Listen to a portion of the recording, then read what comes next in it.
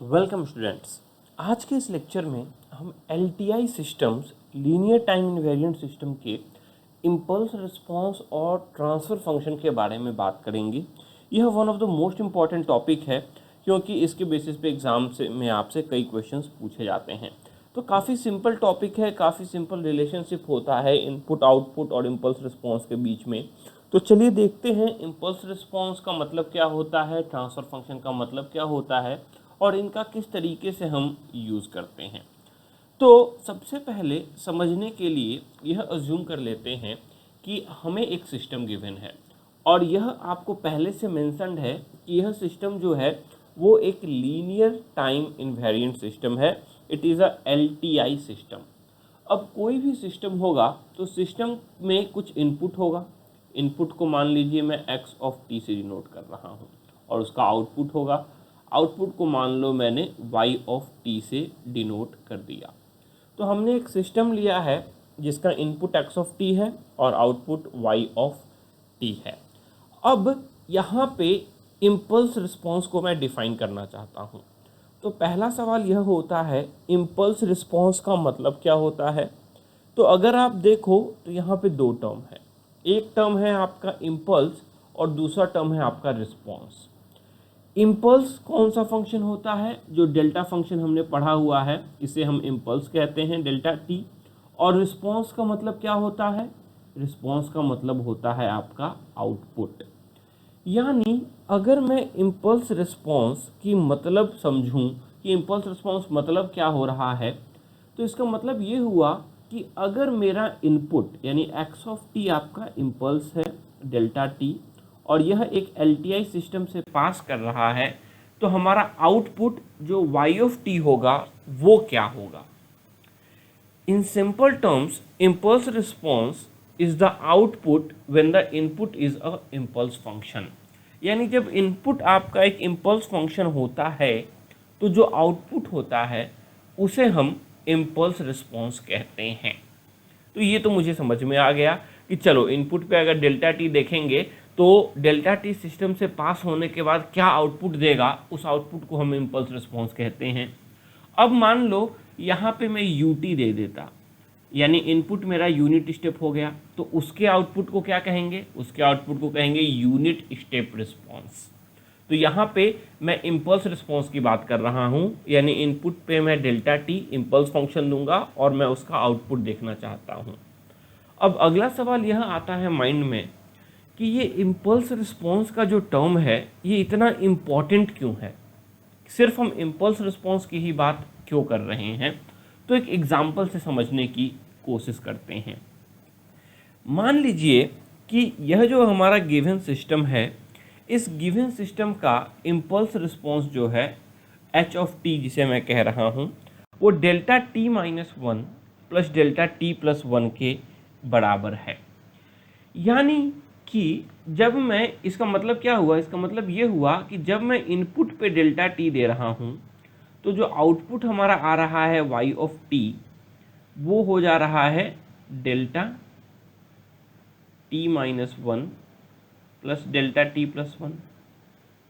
यही हो गया ना इम्पल्स रिस्पॉन्स का मतलब कि इनपुट पे अगर इम्पल्स दिया तो रिस्पॉन्स यानी आउटपुट हमारा क्या हुआ। तो इससे मैं क्या समझ सकता हूँ कि ये आउटपुट मैंने किस तरीके से निकाला। तो देखिए, अगर आप लीनियर टाइम इनवेरिएंट सिस्टम की बात करते हैं तो आउटपुट, इनपुट और सिस्टम आपका एक सिंपल सा रिलेशनशिप से रिलेटेड होता है। रिलेशनशिप क्या होता है? जो आउटपुट होता है y ऑफ t, एक लीनियर टाइम इनवेरिएंट सिस्टम की बात कर रहा हूँ, ध्यान रखिएगा, वो इनपुट x ऑफ t का कन्वॉल्यूशन अगर हम करें उसके impulse response h of t के साथ तो हमारा आउटपुट आ जाता है।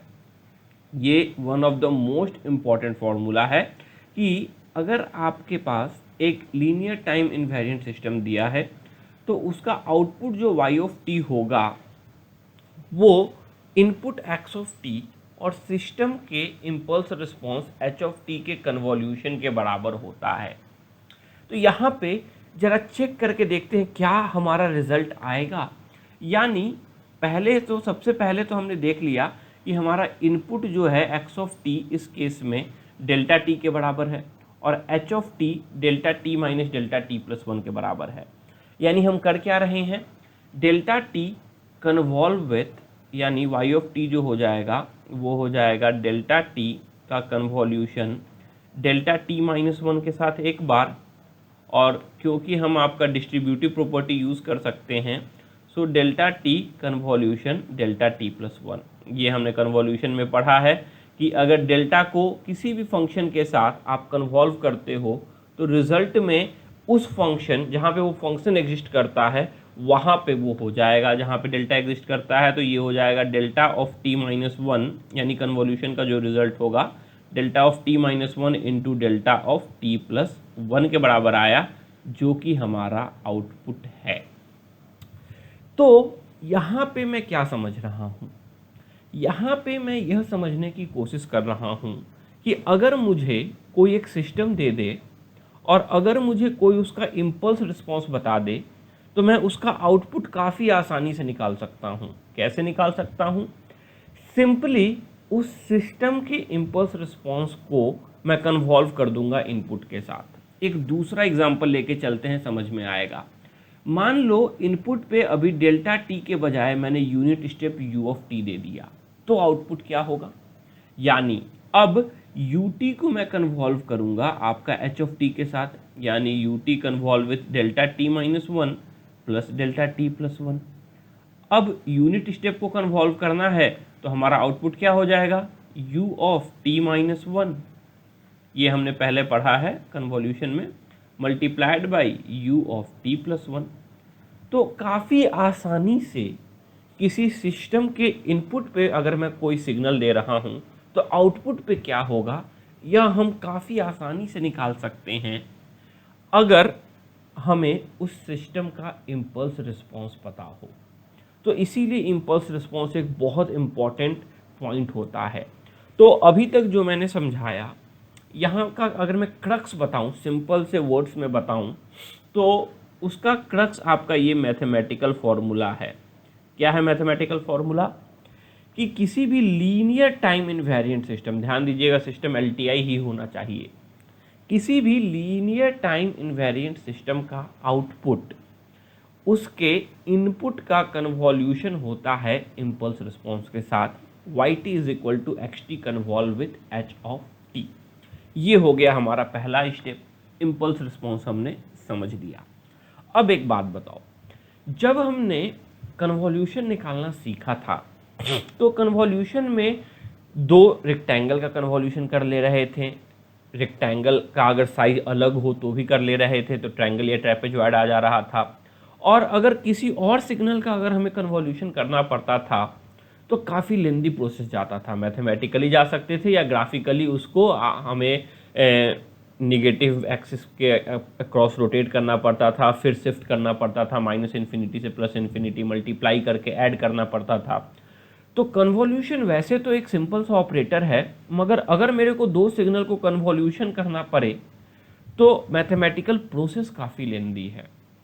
तो इसी प्रोसेस को आसान बनाने के लिए हम एक नया टर्म लेकर आते हैं, ट्रांसफर फंक्शन। अब ट्रांसफर फंक्शन क्या होता है, तो ट्रांसफर फंक्शन ये कहता है कि ये जो काम आप टाइम डोमेन में कर रहे हो इसको लेके चले जाओ फ्रीक्वेंसी डोमेन में।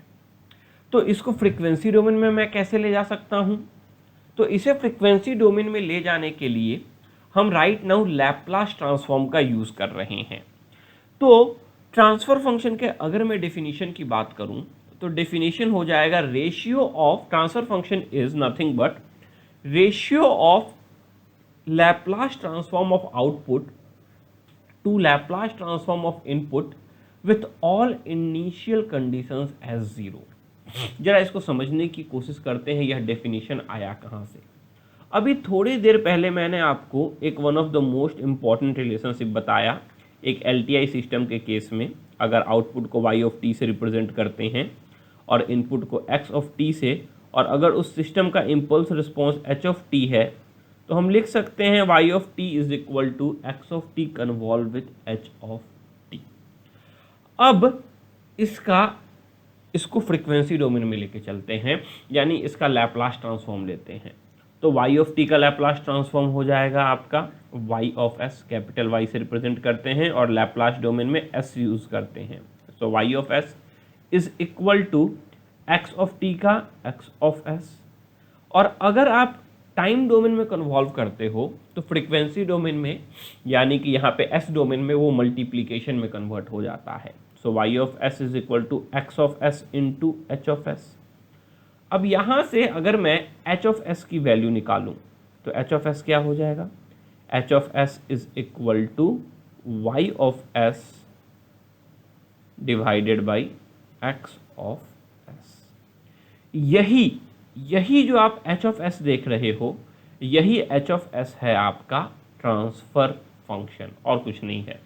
यानी ट्रांसफर फंक्शन क्या हुआ अपना, ratio of the Laplace transform of output, यानी yt का Laplace transform ys to the Laplace transform of input, यानी xt का x of s with all initial condition 0 का मतलब हुआ कि हमारा जो, अगर मैं टाइम इक्वल टू 0 पे बात करूं, अगर हमारा इनपुट 0 है तो हमारा आउटपुट भी वहां पे 0 होना चाहिए। टाइम इक्वल टू 0 की बात नहीं कर रहा हूं, अगर हमारा इनपुट 0 है तो आउटपुट भी 0 होना चाहिए। इनिशियल कंडीशन 0 का मतलब यह हुआ।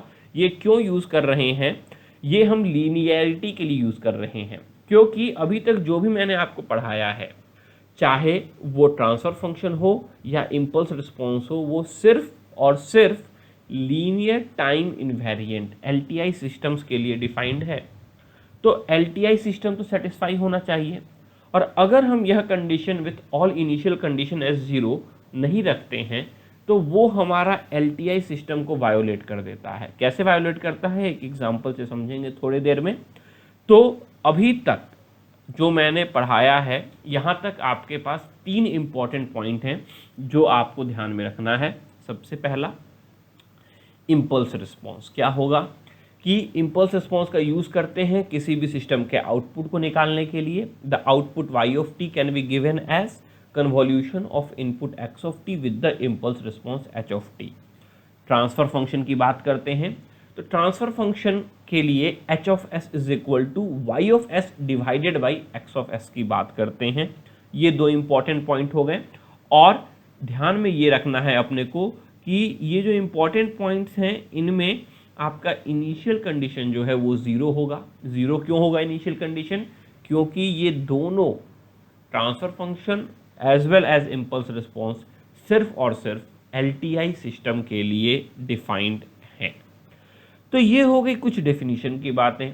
अब जैसा कि आप देख रहे हो, यहाँ पे मैंने लैप्लास ट्रांसफॉर्म यूज़ किया है टर्म, तो लैप्लास ट्रांसफॉर्म का थोड़ा सा बेसिक यहाँ पे मैं कवर करूँगा। कुछ इंपॉर्टेंट ट्रांसफॉर्मेशन फॉर्मूलेज यहाँ मैं डायरेक्ट आपको दूंगा, ताकि हम अभी यहाँ पे LTI सिस्टम को सीख लें, और आगे आने वाले लेक्चर में हम इन डिटेल आपका लैप्लास ट्रांसफॉर्म पढ़ने वाले हैं। तो Laplace transform one of the most important topic है, उससे काफ़ी क्वेश्चन पूछे गए, अबाउट 70 to 75 क्वेश्चन पूछे गए हैं सिग्नल एंड सिस्टम में गेट एग्जाम में। तो उसको तो हम इन डिटेल पढ़ेंगे, मगर उनमें जो इम्पॉर्टेंट ट्रांसफॉर्मेशन है उसको अभी मैं यहाँ बता दूंगा, ताकि कुछ क्वेश्चंस हम सॉल्व कर सकें।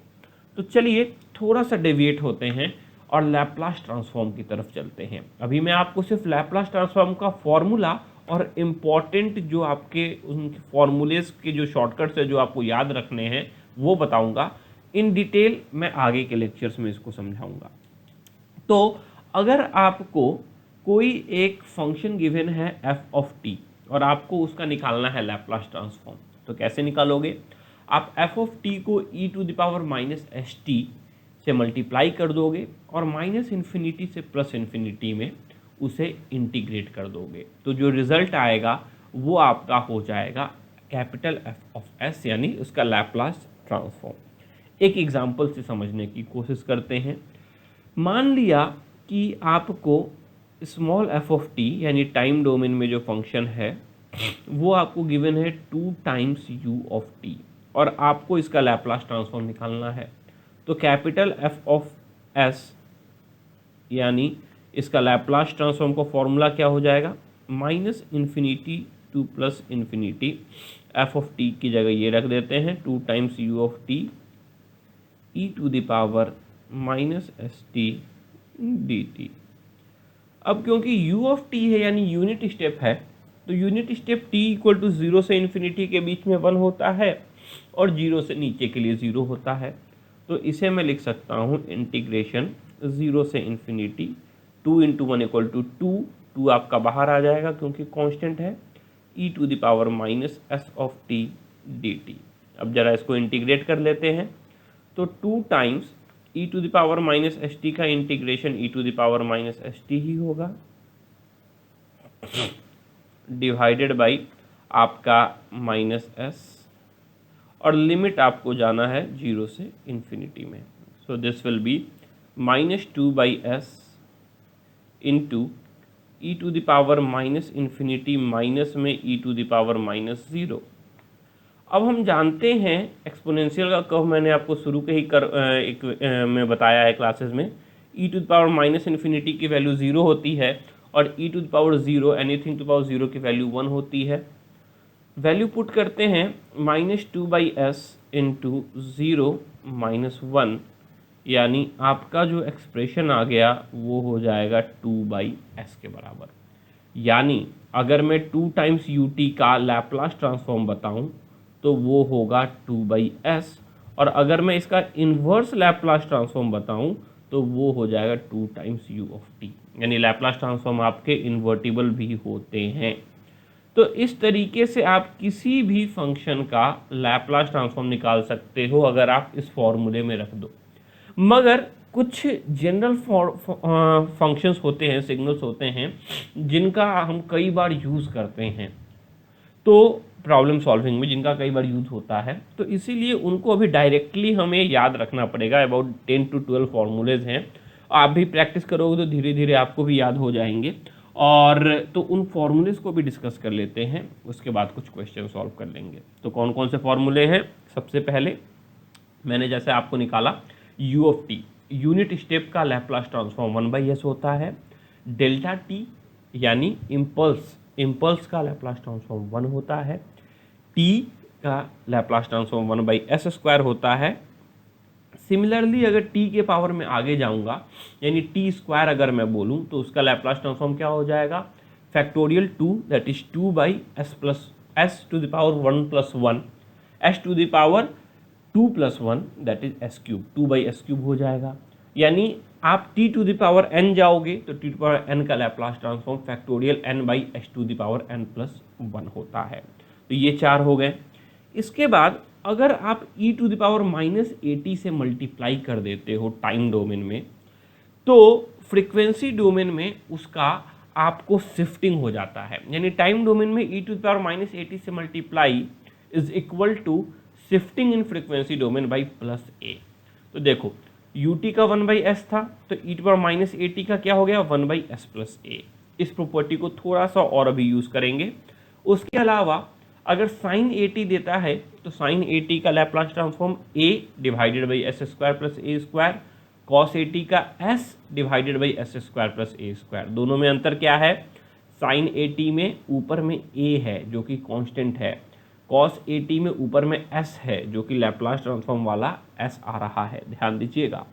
अब मान लो मैं आपको दे रहा हूँ 5 और 7 को मिला के, यानी e to the power minus 80 into cos bt।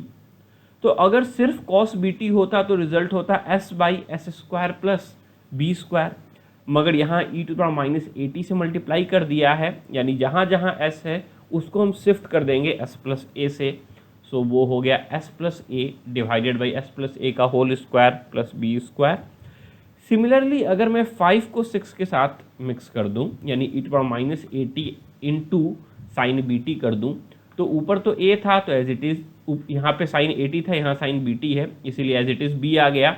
और इस s² की जगह s प्लस a का होल स्क्वायर यहाँ से, सो s प्लस a का होल स्क्वायर प्लस b² हो जाएगा।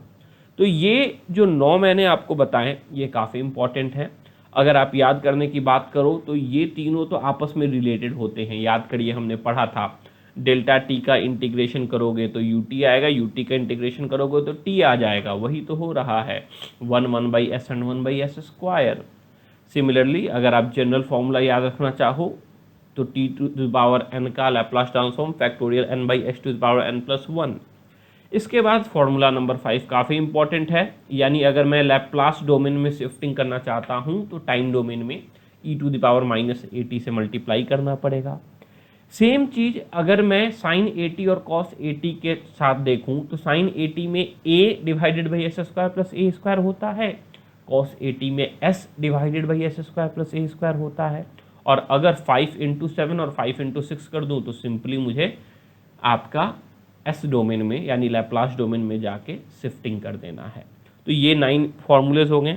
इसके अलावा कुछ इंपॉर्टेंट ऑपरेशंस जो हमने पढ़े थे, फॉर एग्जांपल डिफरेंशिएशन और इंटीग्रेशन, उनका लैप्लास ट्रांसफॉर्म क्या होता है। तो अगर डिफरेंशिएशन करते हो D by D T of T तो उसका लैप्लास ट्रांसफॉर्म हो जाता है S times capital F S minus F of zero. और अगर इंटीग्रेशन करते हो तो उसका लैप्लास ट्रांसफॉर्म हो जाता है 1 by S times F of S के बराबर में।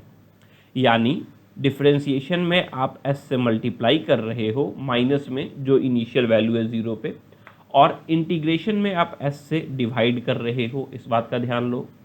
अब यहाँ पे जैसे मैंने किया था पॉइंट 5 में कि अगर मैं फ्रीक्वेंसी डोमेन में शिफ्ट कर रहा हूँ तो टाइम डोमेन में e to the power minus AT से मल्टीप्लाई करना पड़ता है।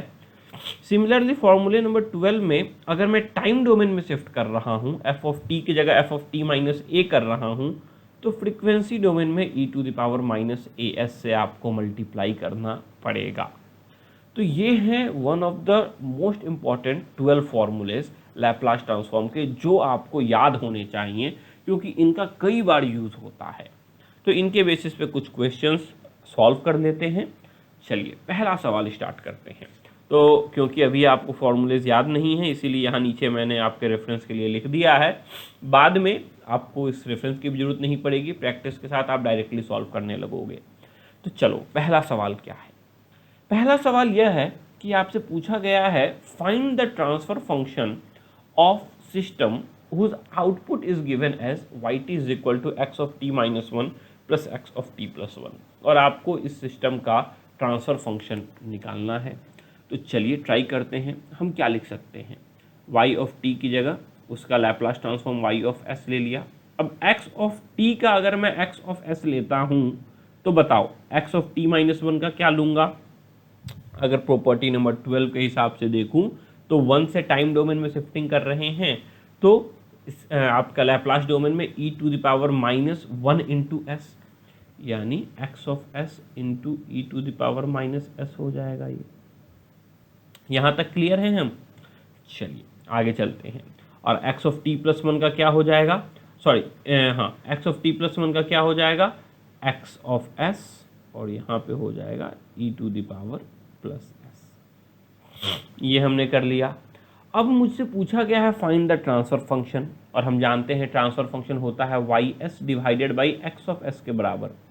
Transfer function h of s is given as y of s divided by x of s, यानी राइट हैंड साइड से क्या करूँगा मैं, x ऑफ s कॉमन लेके उधर डिवाइड कर दूंगा, तो h ऑफ s की वैल्यू आ गई e to the power minus s plus में e to the power plus s। तो ये जो वैल्यू आई हमारी, ये वैल्यू तो हमारा आपका ट्रांसफर फंक्शन का आया है। अगर मान लो अब यहाँ से आपसे पूछ दिया गया कि इस सिस्टम का इम्पल्स रिस्पॉन्स क्या है, तो क्या करोगे, इन्वर्स लैप्लास ट्रांसफॉर्म चले जाओगे। एच ऑफ एस की वैल्यू ये थी तो एच ऑफ टी हो गया आपका इसका impulse response. H of T की वैल्यू क्या हो जाएगी, E to the power minus S का आपको वापस जाना है। तो देखो 1 का क्या होता है डेल्टा टी, तो 1 का अगर मेरे को लिख दूं तो मैं लिख दूंगा डेल्टा टी। और अभी क्या किया मैंने, अभी मैंने e to the power minus s किया, यानी फ्रीक्वेंसी डोमेन में e to the power minus s कर रहा हूं तो टाइम डोमेन के लिए शिफ्टिंग करना पड़ेगा मेरे को। तो ये हो जाएगा डेल्टा टी माइनस 1 प्लस में डेल्टा टी प्लस 1 के बराबर। तो ये आ गया हमारा आपका इम्पल्स रिस्पॉन्स भी, और ये आ गया हमारा ट्रांसफर फंक्शन भी। दोनों आप निकाल सकते हो अगर आपको आउटपुट और इनपुट का रिलेशनशिप पता है। चलिए अगले सवाल पे चलते हैं। अगला सवाल आपके सामने गिवन है, आपको फाइंड करना है ट्रांसफर फंक्शन गिवन है yt is equal to x of t minus one plus 5 times u of टी। जरा ट्राई करते हैं फाइंड करने का। चलो y ऑफ टी का हो जाएगा y of s plus x of t minus one का क्या लिख देते हैं x of s into E to the power minus s plus 5 times ut का क्या लिखते हैं, ut का जानते हैं 1/s होता है, तो प्लस 5/s। अब ट्रांसफर फंक्शन निकालने के लिए तो मेरे को ys/xs करना पड़ेगा। क्या मैं राइट हैंड साइड से x ऑफ s कॉमन ले सकता हूँ? नहीं। क्यों? क्योंकि ये वाला जो पार्ट है 5/s उसमें तो x ऑफ s है ही नहीं, तो मैं x ऑफ s कॉमन ले ही नहीं सकता, यानी मैं ys/xs निकाल ही नहीं सकता। तो कैसे सॉल्व किया जाए? तो ध्यान दीजिएगा, यहाँ पे अगर आप सॉल्व कर रहे हैं तो आप one of the basic property को वायोलेट कर रहे हो। क्या? ट्रांसफर फंक्शन और इम्पल्स रिस्पॉन्स सिर्फ एलटीआई सिस्टम के लिए डिफाइन होता है। क्या यह सिस्टम आपका लीनियर टाइम इनवेरिएंट है? जरा चेक करो। क्या ये सिस्टम टीआई है, टाइम इनवेरिएंट है? अगर चेक करो तो नहीं, यहाँ पे यूटी है। टाइम इनवेरिएंस के लिए हम क्या करते थे, एक डॉक्टर डीआर लगाते थे, एक बार हम उसको रिप्लेस कर देते थे और एक बार हम डिले देते थे। तो अगर हम डिले दे रहे हैं तो y ऑफ t की जगह y of t minus t not का डिले दिया, तो डिले तो सिर्फ इनपुट में दोगे, तो x of t minus t naught minus 1 plus 5 ut हो गया डिले देने के बाद। और अगर मैं रिप्लेस कर दूं, यानी जहाँ जहाँ t है वहाँ वहाँ t माइनस टी नॉट लिख दूँ, तो y of t minus t naught is equal to x of t minus t naught minus 1 plus 5 times u of t minus t naught हो गया। क्या ये दोनों बराबर है? जी नहीं, डिले रिप्लेस के बराबर नहीं है। तो हम क्या कहेंगे, यह सिस्टम टाइम इनवेरिएंट नहीं है। और पहला कंडीशन ही था आपका कि ट्रांसफर फंक्शन तभी निकल सकता है अगर आपका सिस्टम लीनियर टाइम इनवेरिएंट हो। तो आपको तो यहाँ पे सॉल्व करने की ज़रूरत ही नहीं थी, आपका डायरेक्ट जवाब होना चाहिए था, क्योंकि यह सिस्टम लीनियर टाइम इनवेरिएंट नहीं है, इसीलिए हम इस सिस्टम का ट्रांसफर फंक्शन नहीं निकाल सकते। चलिए अगले सवाल पे चलते हैं। अगला सवाल आपके सामने गिवन है yt is equal to x of 2t।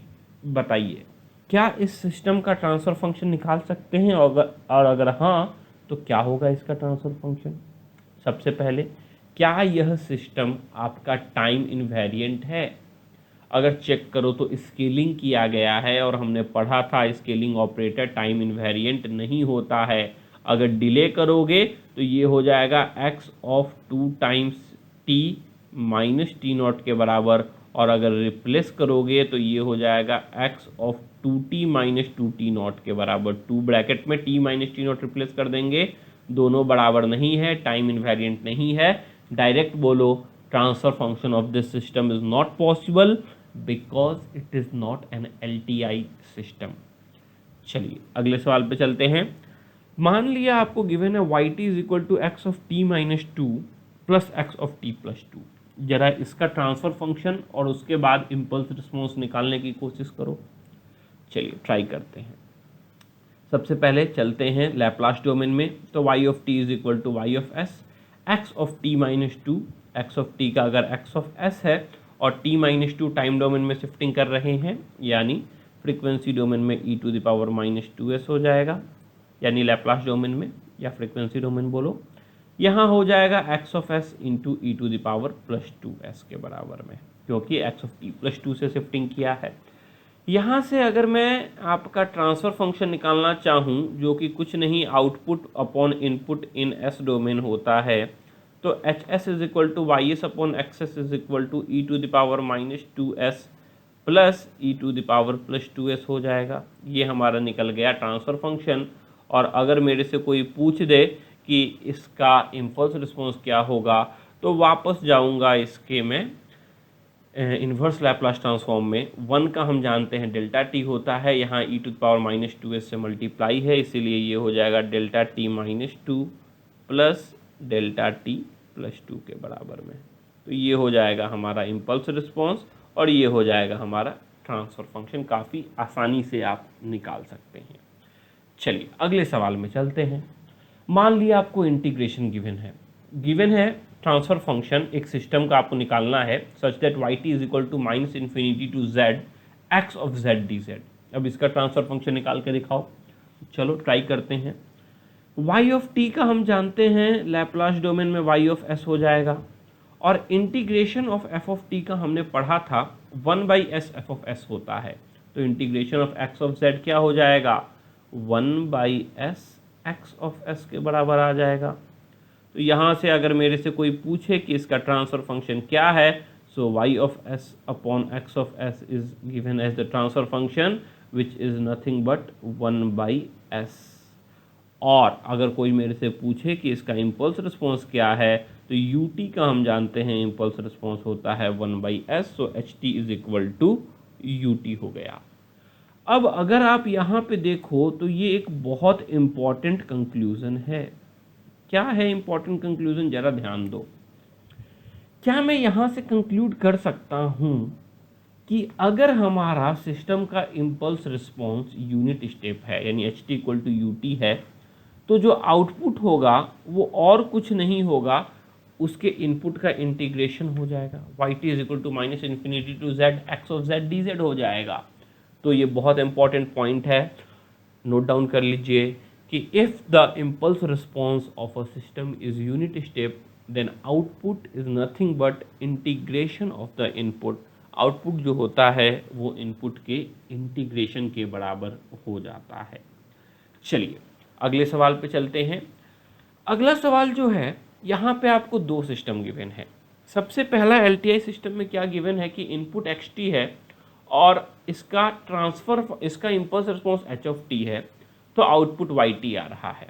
अब आपसे पूछा जा रहा है कि अगर मैं इसके इनपुट को भी शिफ्ट कर दूं z से और इसके इम्पल्स रिस्पॉन्स को भी z से शिफ्ट कर दूं, यानी दोनों शिफ्टिंग हमारे टाइम डोमेन में हो रहे हैं, तो जो आउटपुट है उस पर क्या असर पड़ेगा, ये आपसे पूछा जा रहा है। तो चलिए ज़रा सॉल्व करने की इस क्वेश्चन को कोशिश करते हैं। तो सबसे पहले अगर मैं इसको फ्रीक्वेंसी डोमेन में लेके चलूँ तो काफ़ी आसानी हो जाएगा, क्योंकि मुझे मल्टीप्लाई करना पड़ेगा। तो x of t minus Z का मैं जानता हूँ लैप्लास ट्रांसफॉर्म, काफ़ी आसानी से निकल जाएगा। x ऑफ s और t माइनस जेड है यानी टाइम डोमेन में शिफ्टिंग है, तो ये हो जाएगा e to the power minus a z into x of s. और अगर इस एलटीआई सिस्टम का करूं तो h ऑफ t का h ऑफ s हो जाएगा। इम्पल्स रिस्पॉन्स का ट्रांसफर फंक्शन आपका हो जाता है, इम्पल्स रिस्पॉन्स का लैप्लास ट्रांसफॉर्म आपका ट्रांसफर फंक्शन होता है ht का h ऑफ s, और h of t minus z है इसीलिए ये भी मल्टीप्लाई हो जाएगा e to the power minus a Z से। अब ये जो y1t है, अगर इसका मैं लैप्लास ट्रांसफॉर्म y1s मानूं तो मैं सिंपली लिख सकता हूं y1s is equal to e to the power minus a z x s into h s into E to the power minus a z, यानी x of s into h of s into E to the power minus 2az के बराबर हो गया। ये आपका y1 of s। और अगर आप ऊपर वाले सिस्टम के हिसाब से देखो तो यहाँ पे मुझे दिख रहा है कि ys जो होगा वो इनपुट xs और ट्रांसफर फंक्शन hs के प्रोडक्ट के बराबर है। इस चीज़ को मैं नीचे शिफ्ट कर सकता हूँ। अगर मैं इस इक्वेशन में लिखूँ सो ys into E to the power minus 2az equal to y1 of s, यानी हम लैप्लास डोमेन में तो निकाल चुके हैं दोनों के आउटपुट का रिलेशनशिप, यानी y1s is equal to ys into E to the power minus 2az। अब बस मेरे को टाइम डोमेन में जाना है यानी इन्वर्स लैप्लास ट्रांसफॉर्म यूज़ करना है। तो y1s का y1t is equal to ys का हो गया आपका yt, और क्योंकि E to the power minus 2a से मल्टीप्लाई है तो यहाँ पे भी शिफ्ट हो जाएगा minus 2z time minus e to minus a z. क्यों कर रहा हूँ मैं, ए जेड नहीं होगा यहाँ पे E to the power minus S Z होगा, सॉरी एक मिनट,